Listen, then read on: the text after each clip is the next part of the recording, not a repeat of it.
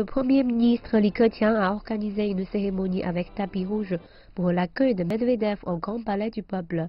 Il se rencontre à l'occasion de la 22e réunion des premiers ministres chinois et russes. Medvedev déclare qu'en dépit d'un ralentissement économique mondial, le commerce entre la Chine et la Russie a progressé d'un tiers au cours des 8 premiers mois. La coopération commerciale devra être renforcée ensemble avec d'autres secteurs. Le système financier mondial a besoin d'un plus grand équilibre. Nous discutons de la façon d'utiliser nos systèmes de paiement nationaux, dont l'UnionPay de Chine, et nous développons notre propre système MIR. Nous verrons comment combiner les deux systèmes. Medvedev est le premier dirigeant étranger à visiter la Chine après le 19e congrès national du PCC qui s'est terminé la semaine passée. Les deux premiers ministres ont déclaré que la Chine et la Russie voyaient leur développement réciproque comme leur propre opportunité.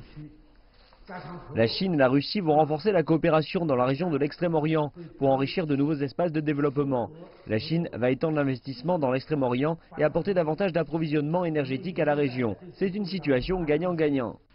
La réunion régulière entre les premiers ministres chinois et russes a débuté en 1996.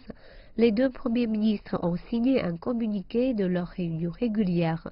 Il y avait aussi d'autres documents sur les douanes, l'agriculture, la finance et l'énergie.